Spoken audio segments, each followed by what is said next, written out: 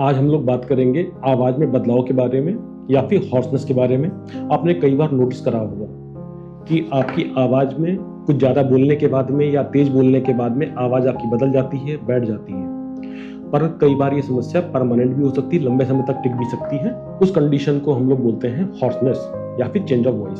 समस्या तब होती है जब आप लोग ये सोचना चालू करते हैं कि ये सर्दी खांसी की वजह से है, कुछ समय के लिए है और अपने आप सही हो जाएगी, और उस कंडीशन में आप अपना प्रीशियस टाइम वेस्ट कर देते हैं, जिसकी वजह से ये चेंज ऑफ वॉइस या हॉर्सनेस की समस्या परमानेंट भी हो सकती है। मैं डॉक्टर मुदित मिश्रा, ENT स्पेशलिस्ट, आज आपसे इस चेंज ऑफ वॉइस के बारे में बात करूंगा और स्पेशली इसका जो मोस्ट कॉमन कॉज है, जिसको हम लोग मेडिकल टर्म में वोकल नॉड्यूल या वोकल पॉलिप बोलते हैं, उसके बारे में बात करूंगा कि इसके पीछे क्या क्या कारण होते हैं, किन लोगों में इस बीमारी के होने के चांसेस सबसे ज्यादा हैं, इसके क्या लक्षण हैं, इसका कैसे बचाव करना चाहिए, अगर दिक्कत हो जाए तो कैसे उपचार करना है।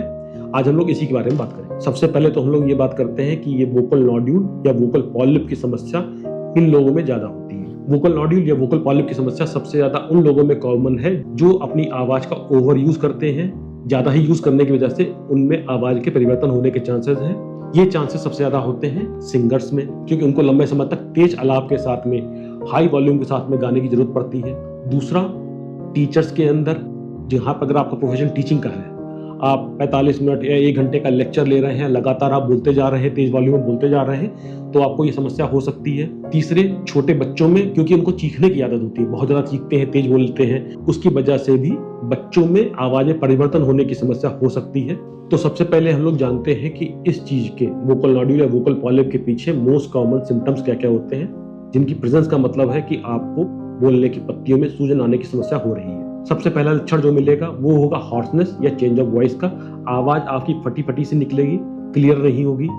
दूसरा लक्षण होगा वोकल फटीग का, यानी कि जब आप बोलने की कोशिश कर रहे हैं, नॉर्मल वॉल्यूम में बोलने की कोशिश कर रहे हैं, तो कुछ समय के बाद में आपको बोलने के लिए जोर लगाना होगा, क्योंकि आवाज आपकी बैठना चालू कर देगी। तीसरा लक्षण मिलेगा पिच में क्रैक होना, यानी कि अगर आप सिंगर हैं या टीचर हैं, जब आप तेज बोलने की कोशिश करेंगे तो आवाज आपकी भरभराने लगेगी या क्रैक होने लगेगी। चौथा लक्षण जो मिलेगा ब्रीदी वॉइस, यानी कि आपकी आवाज में सांस लेने वाली आवाज मिक्स हो जाएगी, यानी कि वॉइस में हल्का सा सांस वाला आवाज मिक्स होना चालू कर देगी। पांचवा लक्षण, कई बार इन मरीजों में जहां पर ये समस्या लंबे समय से चली आ रही हो, तो गले में हल्का सा दर्द की समस्या हो सकती है, गले में हल्का सा डिस्कम्फर्ट की समस्या हो सकती है। इन लक्षणों के प्रेजेंस होने का मतलब है कि आपकी बोलने की पत्तियों में सूजन आने की समस्या हो रही है। अब ये वोकल नॉड्यूल भी हो सकता है या वोकल पॉलिप हो सकता है, जिसको ENT विशेषज्ञ एग्जामिन करके पहचानेगा। हम लोग अब जानने की कोशिश करते हैं कि इस चीज के पीछे मोस्ट कॉमन मिस्टेक्स होती क्या क्या है। पहली कॉमन मिस्टेक होती है टी, कॉफी, स्मोकिंग या ड्रिंकिंग का सेवन करना। अगर आप टी, कॉफी का सेवन ज्यादा कर रहे हैं तो आपको रिफ्लक्स की समस्या ज्यादा हो सकती है। अल्कोहल की वजह से भी रिफ्लक्स की समस्या बढ़ती है। इनकी वजह से आवाज में चेंज वाली चीज आ सकती है। दूसरा, आप अगर टीचिंग में हैं या सिंगिंग का काम करते हैं और आप लगातार सूखे गले में बोलने की कोशिश कर रहे हैं, ड्राई गले में बोलने की कोशिश कर रहे हैं, तो आपको बोलने में जोर ज्यादा लगाना पड़ेगा, तो उसकी वजह से आवाज में परिवर्तन हो सकता है। तीसरी मिस्टेक रहती है कि आवाज में आपको परिवर्तन तो हो रहा है, पर आप सोच रहे रखे हैं कि इस चीज को आप तेज बोल के कवर कर लेंगे, और उस तेज बोलने की कोशिश में ये बोलने की पत्तियों की सूजन और बढ़ती है। जहां ये बोलने की पत्ती सूजन बढ़ेगी तो आपकी समस्या में भी धीरे धीरे करके बढ़ाव होगा। चलिए अब हम लोग बात करते हैं कि आखिर ये वोकल नॉड्यूल या वोकल पॉलिप होते क्या है। वोकल नॉड्यूल या वोकल पॉलिप का मतलब है कि बोलने की पत्तियों पे गांठें बन गई हैं। सबसे पहले तो एक हमारे लिए ये समझना जरूरी है कि हमारी बोलने की पत्तियां काम कैसे करें। हमारी बोलने की पत्तियां दो होती हैं, एक राइट साइड की होती है, एक लेफ्ट साइड की होती है। जब फेफड़े से हवा ऊपर आती है तो ये बोलने की पत्तियों में वाइब्रेशन होता है, जिसकी वजह से आवाज उत्पन्न होती है।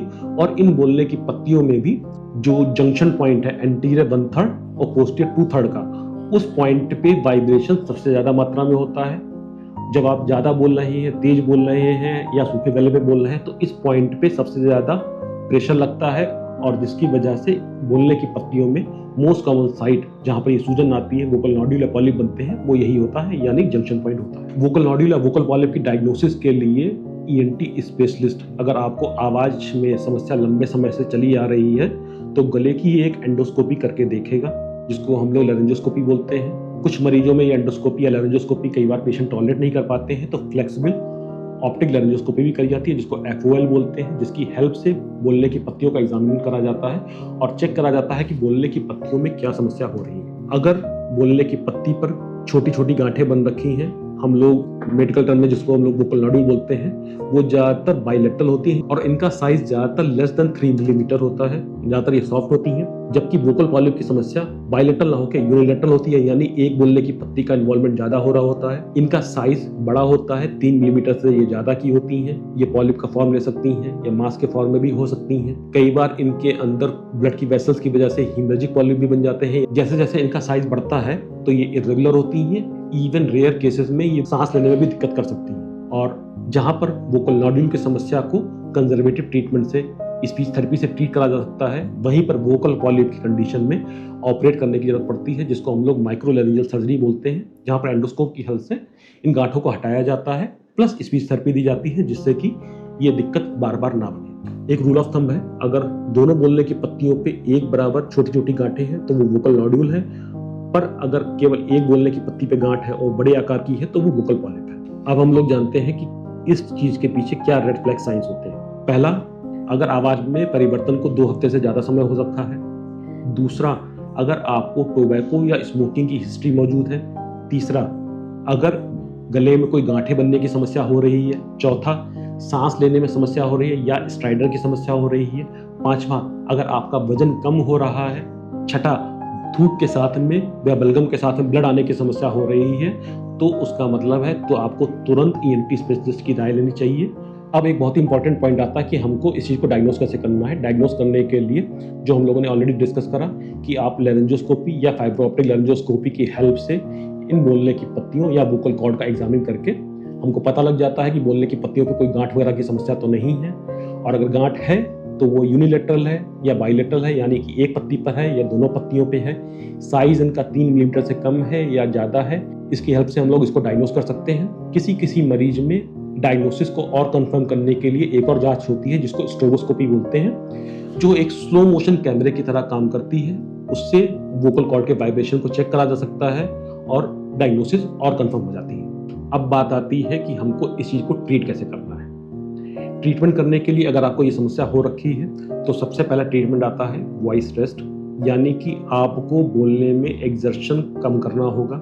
नॉर्मली ईएनटी स्पेशलिस्ट स्टार्टिंग में कुछ स्टेरॉइड देते हैं, साथ में वॉइस रेस्ट के लिए बोलते हैं कि absolute voice rest for 2 to 3 days, 2 से 3 दिन के लिए बिल्कुल ही मौन व्रत रखना होता है। उसके बाद में आप बोलना चालू करेंगे, धीमे धीमे तो बोलेंगे पर बोलने की पत्तियों पे जोर नहीं लगाएंगे। सेकेंड थिंग, अगर वोकल नॉड्यूल की समस्या है तो उस कंडीशन में ईएनटी स्पेशलिस्ट आपको स्पीच थेरेपी के लिए भी राय देगा, क्योंकि वोकल नॉड्यूल की समस्या है जहाँ पे गांठें लेस देन 3 मिलीमीटर है या बाइलेटरल है, वो speech therapy plus conservative management के साथ में कई बार सही भी हो जाती हैं। टाइम जरूर लगता है, 4 से 8 हफ्ते का समय लग सकता है, पर 90% बीमारी कंजर्वेटिव ट्रीटमेंट से ही सही हो जाती है। तीसरी चीज आती है कि आपको अंडरलाइंग कॉज को ट्रीट करना है। अंडरलाइंग कॉज में पहले क्या आ गया, अगर आपका टीचिंग या सिंगिंग का काम है तो आपको अपनी वोकल हाइजीन अच्छी रखनी पड़ेगी। वोकल हाइजीन के बारे में फिर से भी थोड़ा सा आपको बताऊंगा। दूसरा, अगर आपको रिफ्लक्स की समस्या बहुत ज़्यादा है, एसिड रिफ्लक्स की समस्या बहुत ज़्यादा है, तो उसको कंट्रोल करना पड़ेगा। डिहाइड्रेशन से बचना होगा, पानी की सेवन ज़्यादा से ज़्यादा करें, स्मोकिंग को बिल्कुल बंद करें। पर अगर इन बोलने की पत्ती की गांठों का साइज ज़्यादा बड़ा है या कंजर्वेटिव ट्रीटमेंट के बाद में भी आपको आराम नहीं मिल रहा है, तो उस कंडीशन में ईएनटी स्पेशलिस्ट एक सर्जरी के लिए एडवाइस करेगा, जिसको हम लोग माइक्रोलैरिंजियल सर्जरी बोलते हैं, जहां पर एंडोस्कोप की हेल्प से बाहर से कोई चीरा नहीं लगता, मुंह के रास्ते ही दूरबीन की हेल्प से गले में जाके इन बोलने की पत्तियों की सर्जरी करके इन बोलने की पत्ती की गांठों को कट करके हटा दिया जाता है। उनको हटाने के बाद में कुछ समय के लिए आपको वॉइस रेस्ट लेना पड़ेगा, जिससे कि बोलने की पत्ती की सूजन नेचुरल तरीके से धीरे करके खत्म हो जाए। फिर आप धीमे धीमे बोलना चालू करेंगे और साथ में आपको स्पीच थेरेपी भी लेनी होगी, जिससे कि ये दिक्कत दोबारा ना हो। और अभी हम लोगों ने जो एक टर्म बीच में यूज करा था वोकल हाइजीन के लिए, अब मैं इसको अलग से थोड़ा सा आपको बता दे रहा हूँ, क्योंकि ये वोकल हाइजीन बहुत ही इंपॉर्टेंट चीज है। इसका ध्यान जो टीचिंग में है, सिंगिंग में है, उनको हमेशा रखना होगा। वोकल हाइजीन के लिए पहला पार्ट आता है हाइड्रेशन और डाइट। हाइड्रेशन का मतलब हो गया आपको लिक्विड इंटेक अच्छा रखना है, 2.5 से 3 लीटर पानी पीते रहें। साथ में अपने साथ में एक पानी की बोतल या गिलास में पानी भर के रखें। जब भी गला सूख रहा हो तो 1 घुट पानी पी लें, जिससे गला या बोलने की पत्ती आपकी हाइड्रेटेड रहे, सूखे गले पे आपको बोलना ना पड़े। सेकंड चीज आपको ध्यान रखनी है, टी, अल्कोहल, स्मोकिंग का सेवन ना करें। साथ में आपको रिफ्लक्स का ध्यान रखना है, यानी कि स्मॉल फ्रीक्वेंट डाइट लें, हर 3 से 4 घंटे पे कुछ ना कुछ खाएं। डिनर में सोने में 1.5 से 2 घंटे का गैप रखें और डिनर के बाद हमेशा थोड़ा सा टहल लें, और साथ में नाइट के टाइम पे स्पाइसी फूड का सेवन ना करें। दूसरा पार्ट आता है वोकल हाइजीन में वॉइस हैबिट, यानी कि आवाज में, बोलने में आपको कुछ परिवर्तन करने होंगे। पहली चीज, आपको चिल्लाना नहीं है। टीचिंग जॉब में है तो ध्यान रखें, चिल्लाएं नहीं। जितना तेज आप चिल्ला के बोलने की कोशिश करेंगे, बोलने की पत्ती पे एक्सर्शन की वजह से दिक्कत और बढ़ सकती है। दूसरा, कोशिश करिए फुसफुसा के बात मत करिए। जो नॉर्मल हमारी नेचुरल वॉइस है उस पे ही बोलने की कोशिश करें। जब आप फुसफुसाने की कोशिश करते हैं तो उस समय भी बोलने की पत्तियों पे एक्सर्शन पड़ सकता है, जो आपकी समस्या को और बढ़ा सकती है। तीसरी चीज, बार बार गले को साफ ना करें। इस तरह से गले को साफ करने की कोशिश ना करें। इस साफ करने में वोकल कॉर्ड पे ऑलरेडी जहां ड्राइनेस मौजूद है तो सूजन और बढ़ेगी, दिक्कत और बढ़ेगी। चौथी सबसे जरूरी चीज, अगर आवाज में परिवर्तन हो रहा है तो तुरंत रेस्ट लीजिए। आप जितना बोलने की कोशिश करेंगे, बदली हुई आवाज के साथ में दिक्कत और बढ़ेगी। अगर आपको हमारा वीडियो अच्छा लगा हो तो हमारे चैनल को सब्सक्राइब करें। एंड में मैं यही बोलूंगा, आप लोगों ने इस वीडियो में देखा कि वोकल नॉड्यूल ज्यादातर बाइलेटरल होते हैं, स्मॉल इन साइज होते हैं और मोस्टली कंजर्वेटिव ट्रीटमेंट से सही हो जाते हैं। पर वोकल पॉलिप की जो समस्या है ज्यादातर एक बोलने की पत्ती पर होगी और इसमें सर्जरी की जरूरत पड़ती है। सर्जरी के बाद में भी आपको स्पीच थेरेपी की जरूरत रहेगी और साथ में आपको वोकल हाइजीन को मेंटेन करके रखना होगा, चाहे वोकल नॉड्यूल है और वोकल पॉलिप हो, जिससे कि फ्यूचर में ये दिक्कत आपको दोबारा ना बने। धन्यवाद।